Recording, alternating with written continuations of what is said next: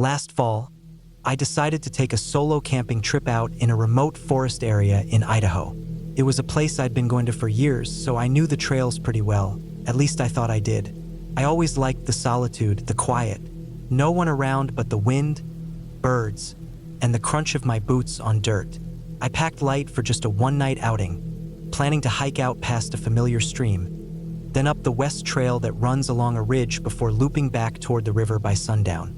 It wasn't anything complicated, something I'd done a dozen times before.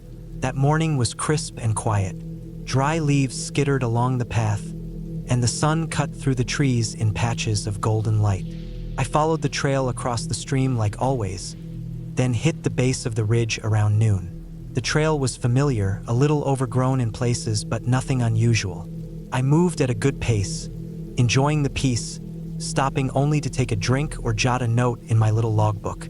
About 2 miles in, I started noticing something odd. Bright orange tape tied to branches every so often. At first, it didn't seem that strange. Maybe the Forest Service was marking new areas for thinning or survey work. I'd seen tape like that before, but never this far in. I didn't think too much of it and kept hiking, but something about the way the tape was placed caught my eye. It wasn't just random. It was spaced out just right. Not too close, not too far, like a trail of breadcrumbs. I figured maybe they were creating a new path or rerouting for erosion. I kept following it, thinking I'd reconnect with the main loop eventually. That was my mistake. After maybe another half mile, the path underfoot started to vanish. It wasn't just overgrown. It was gone. No footprints, no worn dirt, just thick underbrush and fallen branches. Still, the orange tape kept appearing, tied around tree trunks, hanging from low branches. Every time I thought it might stop, another one would show up just ahead. I kept telling myself it had to lead somewhere, maybe a new access road or a survey station. But the deeper I went, the less the forest looked like anything I remembered.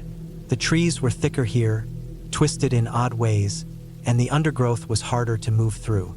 I had to push branches aside constantly, stepping over tangled roots and through wet ground that sucked at my boots. Then the tape stopped. Just like that, no warning, no transition. I reached a small clearing, and there was nothing. No tape, no trail, no markings. I turned in a slow circle, trying to spot the last ribbon I'd seen, but everything looked the same. My stomach sank a little. I hadn't marked the direction I'd come from. That's on me. I'd been so sure I'd find a loop back that I didn't even think to flag my route or mark my GPS. I pulled out my compass and tried to orient myself, but the trees blocked the sun now, and everything looked off. The ridge line that should have been visible to the east was nowhere in sight. I decided to try and backtrack, figuring if I could just find the last few pieces of tape, I'd work my way back out the same way I came in. I walked for what felt like a long time, maybe 40 minutes, scanning every tree and branch. I didn't see anything. No tape, no trail. I started to feel like I was walking in circles. The forest was dense, and there was no sound. That's what really got to me. No birds, no rustling, just the sound of my breathing and the leaves under my boots. Then, just as I was starting to panic a little, I saw another piece of orange tape, but it was different now. The knot was looser, the tape longer, fluttering in the wind. I went toward it, thinking maybe I'd found my way back. But then I saw another one and another, and the pattern didn't make sense. The tape was leading in a new direction, toward the lower part of the ridge, where I knew for sure there were no trails. It hit me slowly at first, like a feeling rising up from my gut. Someone had moved them. This wasn't some trail marker left by the Forest Service. It wasn't random. The tape had been placed to lead me off the trail, deeper and deeper into the woods. I stood there frozen, trying to remember if I'd ever seen anyone else that day. I hadn't. No cars at the trailhead, no hikers, just me. I didn't wait to find out more. I dropped my cooking gear, tarp, anything non-essential. I kept my map, compass, water, and my knife. I tightened the straps on my pack and started moving in the direction I believed was north, trying to make my way back toward the stream. I knew if I could hit water, I could follow it down to the road eventually. The underbrush was thick. I had to push through it using my arms like a battering ram. Thorns tore up my sleeves and scratched my skin. At one point, I slipped on loose leaves and fell down a short slope, jamming my elbow hard on a rock. My knee throbbed, but I couldn't stop. I kept glancing over my shoulder even though I hadn't heard or seen anyone. It just felt like I was being watched, like someone was standing just out of sight, behind the trees. I bushwhacked for what had to be 2 hours. The sun was dropping fast, light fading, and I was running on instinct more than direction. Then, just as I was starting to think I'd have to spend the night out there with no shelter, I saw it. A ranger watchtower. It was maybe a quarter-mile away, poking above the treetops, barely visible through the dense growth. I've never felt so relieved in my life. I made for it, practically crawling the last stretch. My clothes were torn, legs bleeding, hands raw from grabbing branches and pushing through brush. The tower was old, metal steps rusted, the wooden walls weather-beaten, but it was solid. I climbed up, heart racing the whole time, half expecting to find someone inside. But it was empty. The place was dusty, smelled like mold and old paper. A broken chair lay in the corner. But there was a radio. Old, cracked, but when I flipped the switch and spoke into it, someone answered. Took a while for them to get to me. I gave coordinates the best I could, and they tracked me down in the early hours of the next morning. The ranger who reached me didn't ask too many questions, just helped me down, gave me water, and radioed for an ATV to get me back to the station. I didn't sleep that night, just sat on the floor of that tower, knife in my hand, watching the woods below. I kept thinking I'd see someone walking through the trees, but no one ever came. A week later, I went to the sheriff's office to report what happened. I thought maybe it was just some messed up prank, or maybe someone out there doing something illegal who didn't want company. I told the sheriff everything, about the tape, the trails, how it looked like someone had led me off course on purpose. He listened, nodded like he'd heard this sort of thing before. He didn't act surprised. I could tell he knew more than he let on. But he just said one thing that stuck with me. He said, "Don't follow tape unless you put it up yourself." That was it. No investigation, no follow-up. Just that warning. I haven't gone back since. I still go hiking, but never alone. And I never, ever follow tape I didn't put up myself. Out there, deep in the woods, you're on your own. You think you know the land, but it only takes a few small choices, one wrong turn, one bit of tape tied to a branch, to find yourself somewhere no one is supposed to be.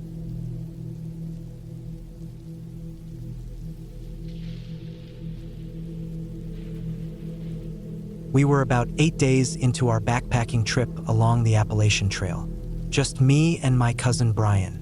We'd started up in Virginia, planning to hike south for a couple weeks and camp wherever we found decent spots. We weren't new to this. Both of us had been on the trail more than a few times, sometimes together, sometimes solo. We knew what we were doing, what gear to carry, how to handle wildlife, how to read a compass when GPS failed, which it often did out there. Still, nothing we'd learned prepared us for what happened that night. It was late July. Hot, sticky days followed by cool, sometimes cold nights. We'd been pushing harder than usual that day, trying to make up for some slower miles earlier in the week. Around 6 in the evening, the light started to go gold through the trees. We were both exhausted and knew we'd need to stop soon. About half an hour later, we stumbled across this clearing, wide, circular, maybe 30 or 40 feet across.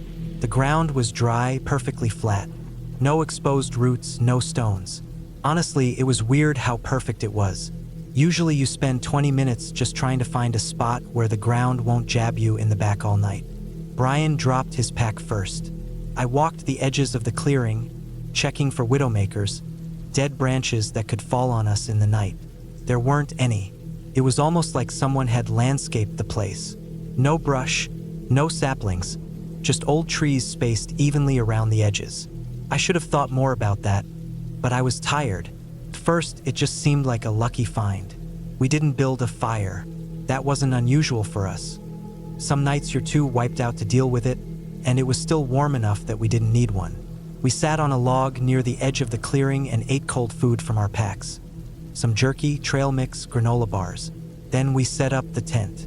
It was one of those two-man backpacking tents, tight but light, just big enough for both of us and our bags. That's when I first started to notice it, the silence. I'd been listening to my feet crunch all day, so maybe I hadn't picked up on it before.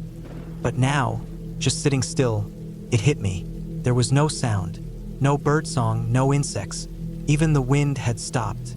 It wasn't just quiet, it was completely still. The kind of still where your ears start to ring. I looked over at Brian. He noticed it too. I could tell by the way he kept glancing around, his chewing slowing down. He shrugged eventually, maybe trying to convince himself it was nothing, but I could tell it unsettled him.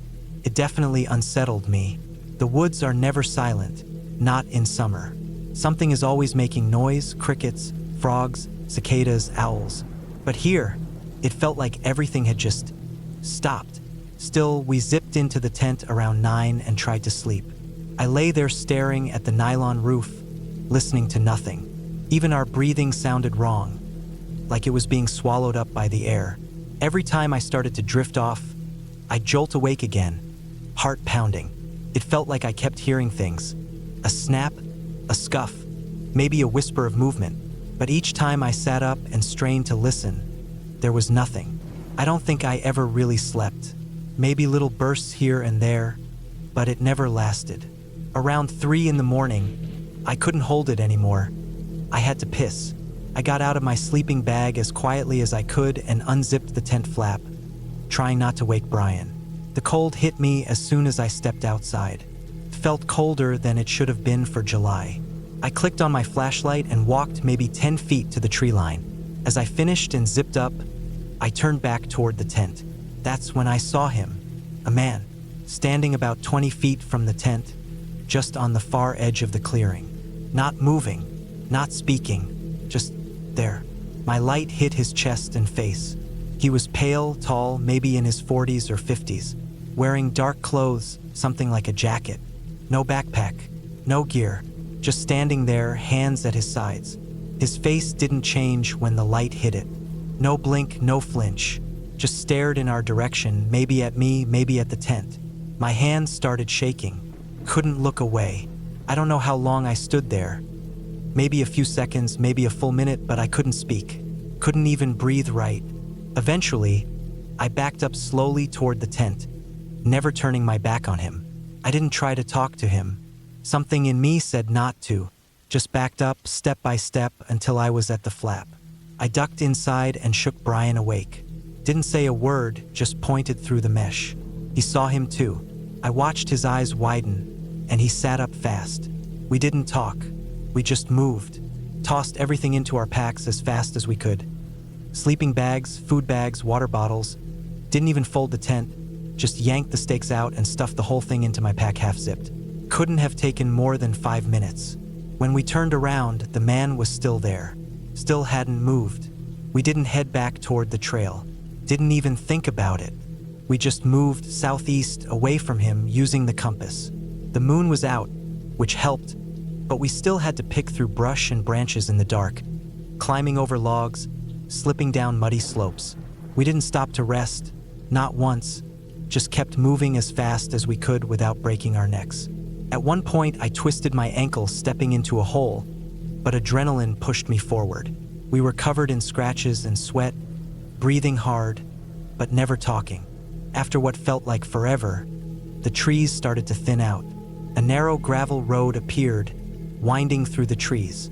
We followed it without thinking. Maybe 10 or 15 minutes later, headlights appeared in the distance. It was a park service truck. We flagged it down like maniacs, waving our arms and standing right in the road. The ranger inside looked surprised to see us. We were filthy, sweating, shaking. He rolled down the window, asked if we were okay. We nodded, said we just needed to get out of the woods. He let us climb in the back seat and didn't press much, probably thought we were just strung out or had gotten lost. We didn't tell him about the man, not right away. We just asked him to take us to the nearest ranger station. Back at the station, we sat down, drank water, started to calm down a bit. That's when we told him everything, the clearing, the silence, the man, all of it. He didn't laugh, didn't call us crazy, just looked at us for a long time and then asked if we could show him roughly where the clearing was. We pointed it out on a map, best as we could. He went quiet for a while, then nodded slowly and said, "Yeah, that place we don't market anymore. Used to be a campsite back in the day. A body was found there a few years ago.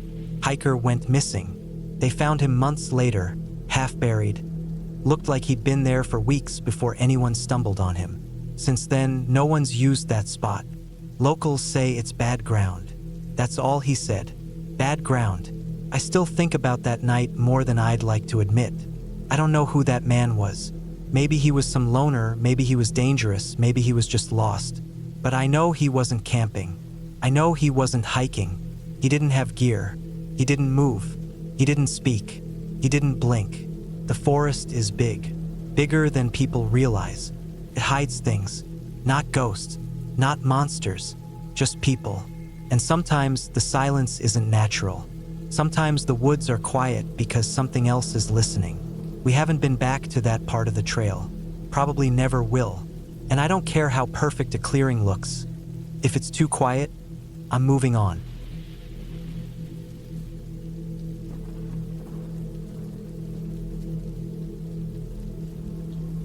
This happened in the Ozarks 2 years ago. I was hiking alone, just me and my dog, Maggie. She's a lab mix, calm but alert. I wasn't doing anything special, just taking a day trip through one of the lesser-used trails I'd read about online. It wasn't a touristy area. No big signs or crowds, just a small dirt pull-off where I parked, and a narrow path that dipped into the woods. I'd started out early, just after sunrise, hoping to make it a full loop by early afternoon. It was a cool morning, a little damp, with mist still hanging low over the ground when we set out. The trail was quiet. We were maybe 3 miles in by mid-morning. I hadn't seen a single other person the whole time. Just birds, squirrels, a few deer we startled, and the occasional rustle of something moving through the underbrush. Maggie kept a steady pace ahead of me, stopping every now and then to sniff something or look off into the trees. Nothing out of the ordinary. I had a small day pack, a bottle of water, a knife on my belt, and some basic first aid stuff. Nothing heavy. I was just out to enjoy the trail and the peace. Then we heard it. Started suddenly screaming. A man's voice, high-pitched, panicked, echoing through the trees from somewhere ahead and to the left. It didn't sound like shouting or yelling. It was screaming, sharp, raw, like something was very wrong. I froze. Maggie barked once, then growled deep in her throat. Her body went stiff, tail down, ears up. She looked in the direction of the sound, then back at me, then back again. I stood there, listening, trying to make sense of what I was hearing. It wasn't words. There was no help or hey or anything like that. Just that horrible panic scream. Kept going, no breaks, no changes in tone. It was like whoever it was had been screaming for a while and wasn't stopping. My first instinct was to try calling 911. I pulled out my phone. No signal.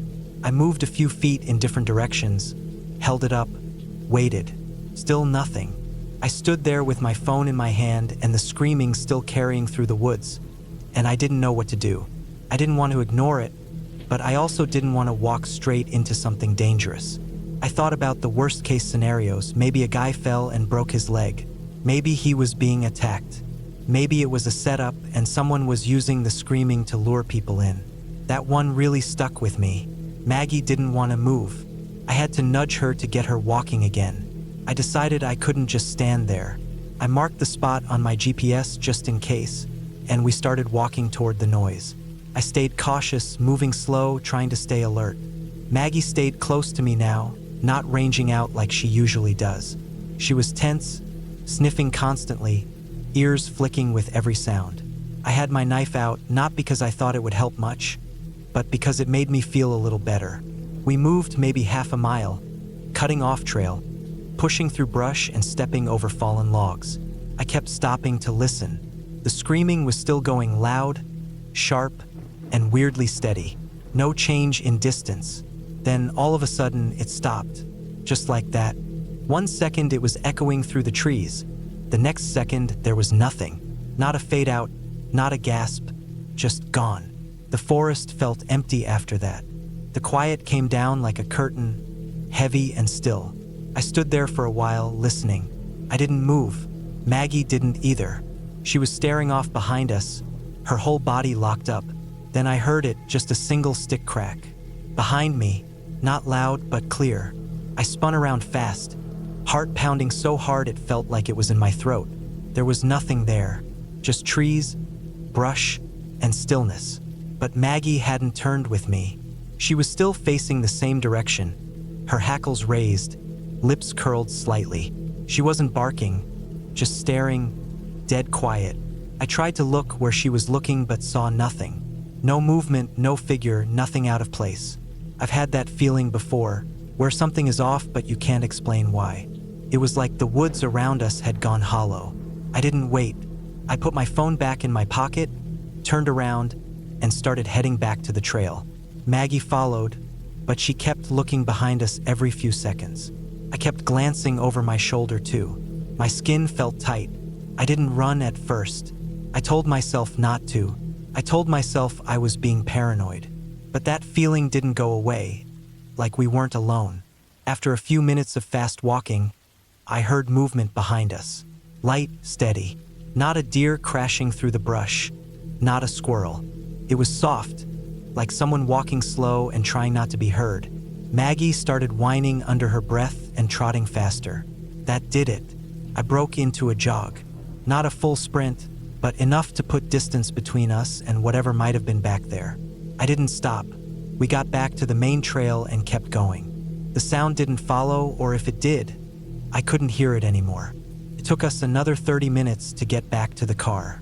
I never felt fully safe until we were inside and I had the doors locked. Maggie jumped into the back and laid down, panting, but her eyes stayed open, still alert. I started the engine and drove until I had a signal, which took another 15 minutes on that winding gravel road. As soon as I had bars, I called 911 and gave them everything, the trail name, the rough location, what I'd heard, what I'd seen. The dispatcher listened carefully. When I finished describing the spot and the screaming, there was a short pause on the line. Then she asked me to repeat the location again to confirm it. I did. That's when she told me they'd had a report from that same general area about 2 months earlier. Same description. Human screaming, no words, male voice. No one found. They'd searched. No missing persons connected to it. Nothing turned up. I hung up feeling like I'd stepped into something that didn't have a clear answer. For the rest of that day, I couldn't stop thinking about the way the screaming just ended. I tried to rationalize it. Maybe it was an animal making sounds that mimicked a person. But I've spent a lot of time in the woods. I know the difference. That wasn't an animal. That was a man. I don't know what happened to him, or if he's still out there, or if maybe he wasn't the first. I never went back to that trail. I still hike, but not alone, and never without checking if there's been strange reports in the area. Maggie's still with me, but even now, if she hears a certain kind of sound, a loud, high-pitched noise like a whistle or a distant yell, she stiffens up, just like she did that day. I think about that stick cracking behind me more than anything. That one sound, that's what really sticks in my head. Not the screaming, that was awful, but it felt far away. The stick, that was close. That was real. That was someone else standing out there, not making a sound, just watching. And the worst part is, I don't know how long they were there before I heard them. Maybe the screaming was the bait. Maybe the screaming was never real at all. Maybe someone out there just waits for people to come looking.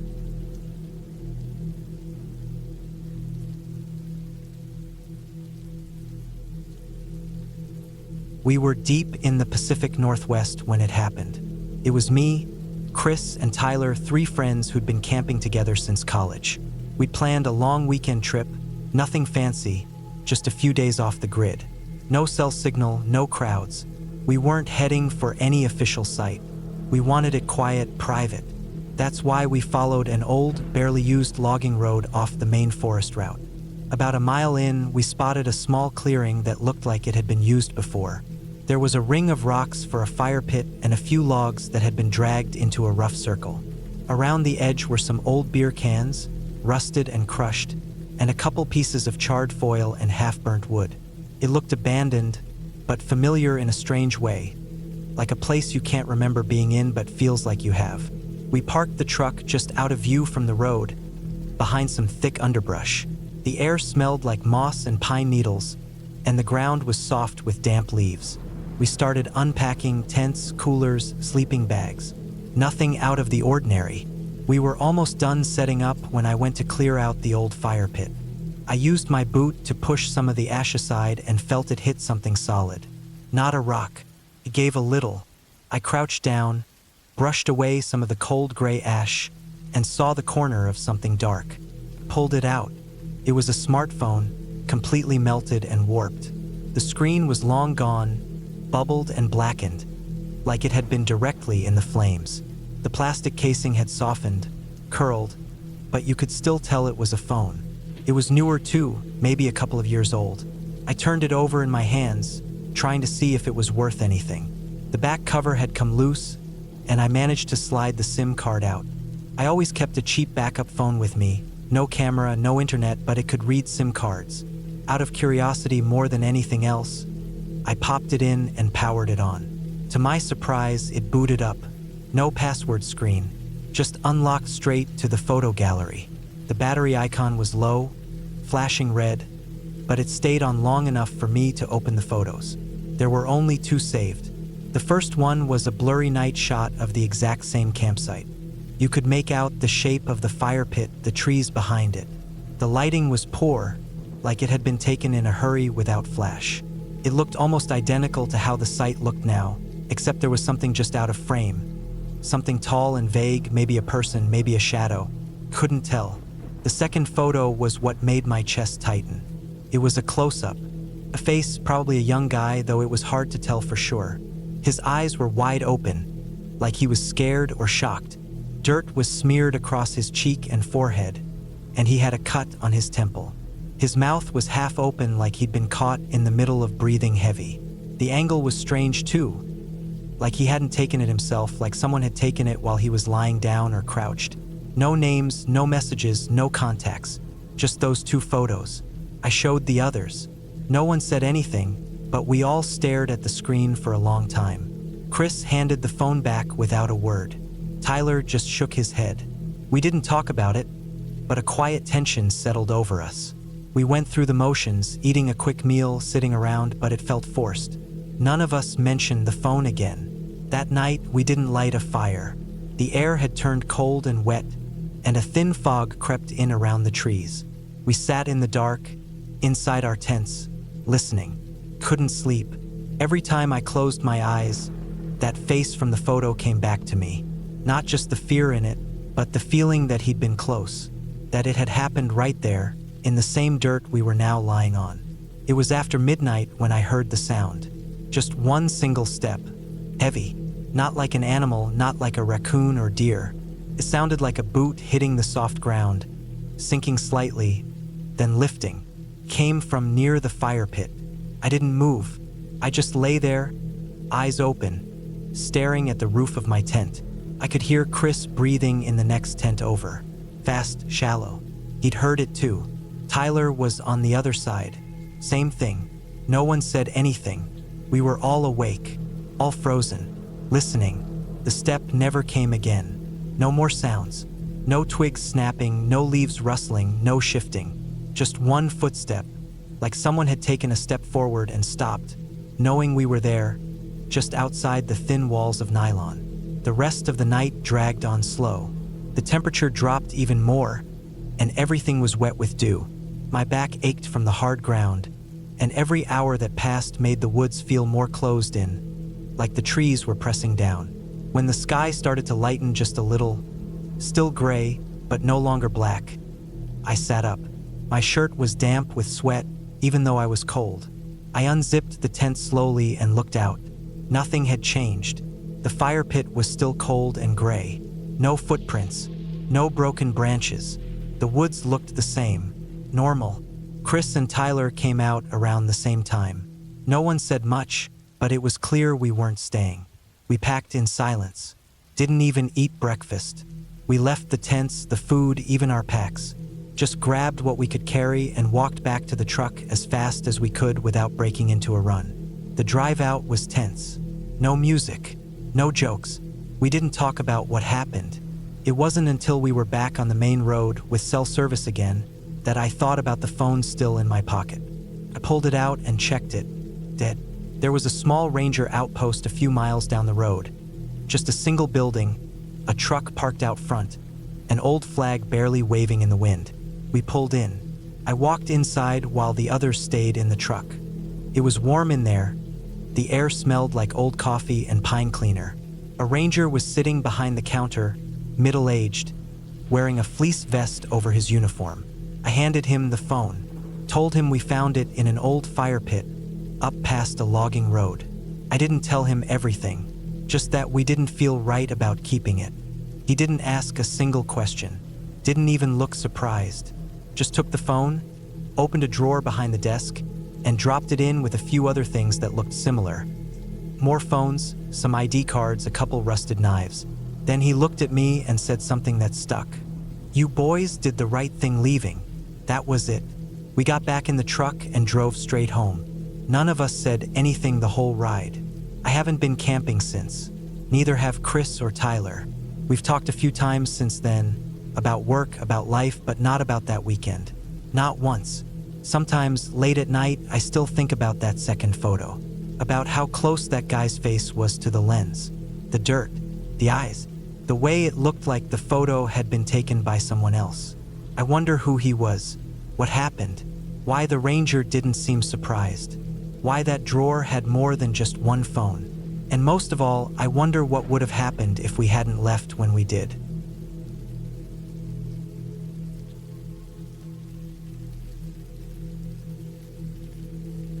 It was early October when I went up north for a solo hunting trip.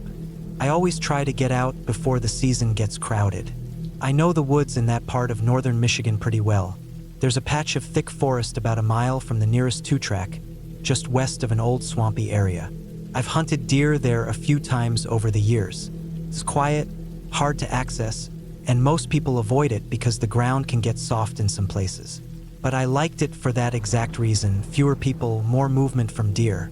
That morning I left the truck around sunrise, parked off a logging road where the dirt widens out enough to pull over. I had my pack, my rifle, and layers to peel off as the day warmed.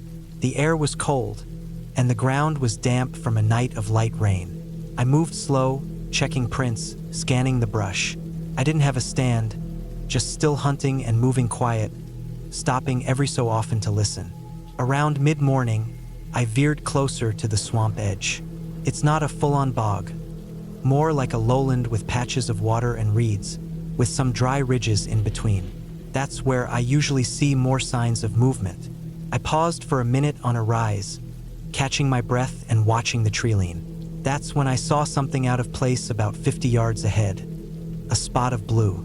At first I thought it was trash, maybe a plastic bag or part of an old tent someone left behind. But as I moved closer, I realized it was a tarp. It wasn't on the ground. It was high up, tied between two thick trees, maybe 12 or 13 feet off the forest floor. I stopped right there, crouched a little, just staring at it.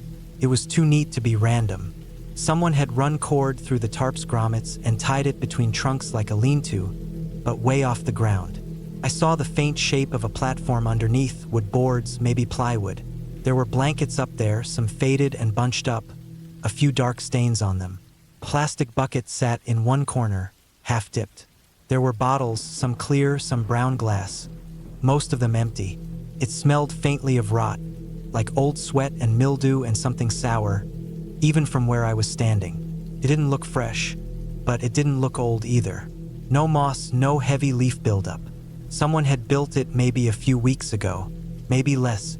The weirdest thing was how they'd gotten up there. There was no ladder, no rope, nothing on the ground that could have helped them climb. And this wasn't some treehouse for fun, this looked functional, like someone was staying there. I was already uncomfortable, but I took a few more steps forward, scanning around. That's when I saw the first trail cam. It was zip-tied to a branch on the left tree, just under the tarp, angled downward. A black box with a small lens pointed right at the ground. I froze.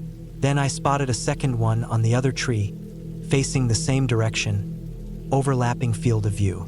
Both were aimed at the space directly below, where I was standing. I backed up slow. I didn't touch anything, didn't say a word. My boots made soft noises on the damp leaves, but I tried to make as little noise as I could. My heart was pounding. I've seen weird stuff in the woods before. Old deer blinds, abandoned stands, garbage, but nothing like this. Nothing that felt this intentional. It wasn't a hunting blind. No signs of a bow or rifle, no camo netting, no bait, no game trails nearby. It wasn't built to see deer. It was built to see people. I moved back the way I came, following my own trail. I was trying to keep calm, but I could feel the hair on the back of my neck standing up. I kept turning to glance over my shoulder. The forest felt wrong after that. I didn't hear birds anymore, just the soft breeze through the leaves and the occasional creak of a tree shifting. I took a longer route back toward the truck, looping around to avoid that tarp. I wanted to be sure I wasn't being followed, even though I didn't see anything. Maybe I was just being paranoid, but the cameras stuck with me. Why would someone put cameras up there, aimed at the forest floor with a sleeping setup above them? It didn't add up. About 15 minutes later, I stopped to rest near a stump. That's when I noticed a tree nearby with strange markings. At first, I thought it was natural, maybe bark damage, but when I got closer, I saw clean cuts. Straight lines, grouped together in rows. Someone had carved numbers into the trunk. Long numbers, not initials or a date. I took out my phone and entered them into a GPS app. Coordinates. I stared at the result, pointed right back to that spot with the tarp. The exact location. My mouth went dry. I looked around slowly, trying to spot anything else, but the woods were still. I didn't linger. I kept walking, faster now, not running but close. I had that feeling again, like I was being watched. My ears kept playing tricks on me, picking up soft snaps in the distance. I told myself it was squirrels or deer, but I didn't believe it.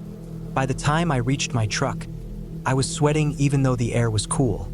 I tossed my pack in the back and got in fast, locking the doors before starting the engine. I sat there for a moment, gripping the wheel.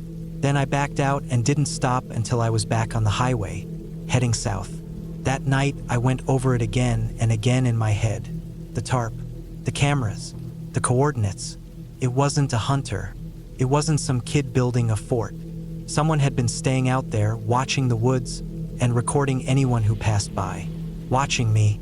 There were no signs of fire, no food wrappers, nothing to suggest they'd just been living rough. It felt clinical, set up for one reason: surveillance. I didn't report it. I thought about it, but what was I going to say? That I saw a tarp and a camera in the woods? It's not illegal to camp out there. Not illegal to hang a tarp or use trail cams. But the way it was done, high up, hidden, aimed down, it felt wrong. Like someone didn't want to be found.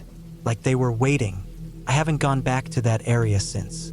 I still hunt, but not there. I stay farther west now, in clearer areas where I can see more than 20 feet ahead. I don't push deep into the woods alone anymore. Not since that day.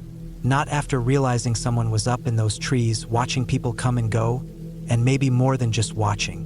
Whatever they were doing, it wasn't hunting.